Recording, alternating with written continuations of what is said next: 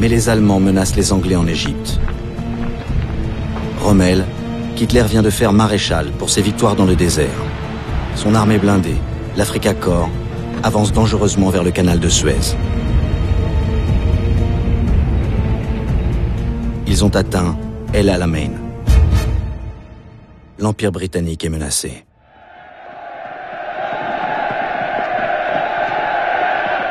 Le Premier ministre, Winston Churchill, vient encourager son armée du désert. Le moment est grave, mais il ne perd pas son humour. Il dit: le secret de la santé, c'est boire, fumer et surtout, pas faire de sport.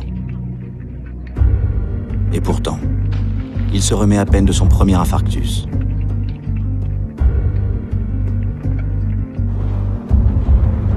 Il retrouve le général Montgomery, tout juste nommé. Ce n'était pas le premier choix de Churchill, et il inquiète tous ses soldats du désert. Les Anglais, les Australiens, les Néo-Zélandais, les Sud-Africains ou les Français libres.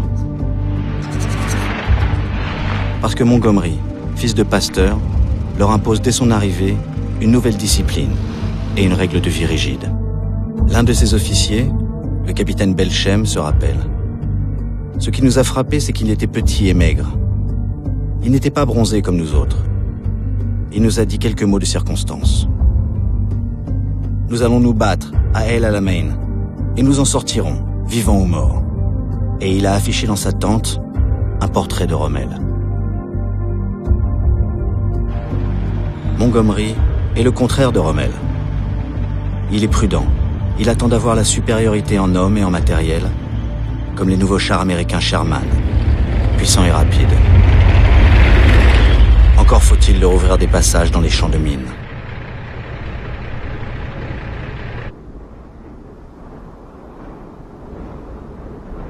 Le capitaine Belchem raconte: il n'y a rien de plus horrible. Tout le monde a posé des mines. Des millions. Les plus diaboliques, c'étaient les mines allemandes, à double détente. Le pauvre gars qui mettait le pied dessus, il sentait le clic. Mais rien ne se passait. Quand il enlevait son pied, il sautait.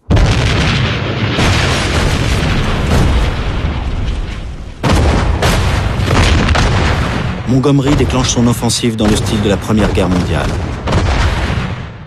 Avec une préparation d'artillerie, puis une attaque massive de chars qui se révèle très coûteuse, à cause des canons de 88 allemands.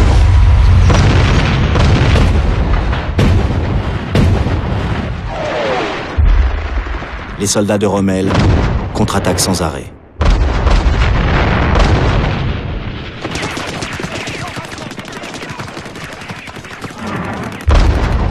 La bataille tourne à la charge à la baïonnette, comme dans la Somme en 1916, avec de lourdes pertes des deux côtés. À ce jeu mortel, c'est celui qui a le plus d'hommes qui gagne.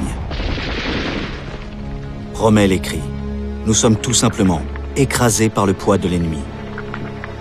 Il reçoit ce message d'Hitler: votre seule pensée doit être de tenir, de ne pas reculer d'un mètre.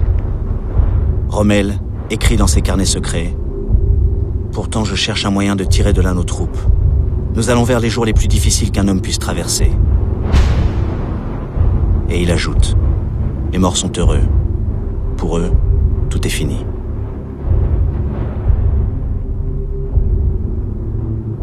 Rommel bat en retraite.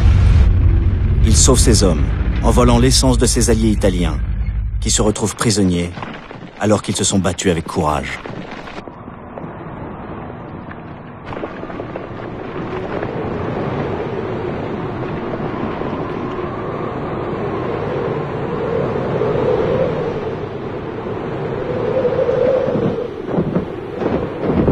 À Londres, Churchill annonce à son peuple la première vraie bonne nouvelle de la guerre.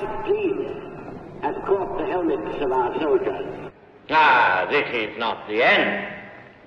It is not even the beginning of the end. But it is perhaps the end of the beginning. C'est la fin du commencement. Le mot de Churchill fait le tour du monde. Le vieux lion britannique a tenu tête à Hitler. Hitler, dans son quartier général, la Tanière du Loup, est dédaigneux. Il dit « Ce n'est qu'un revers. La guerre continue. »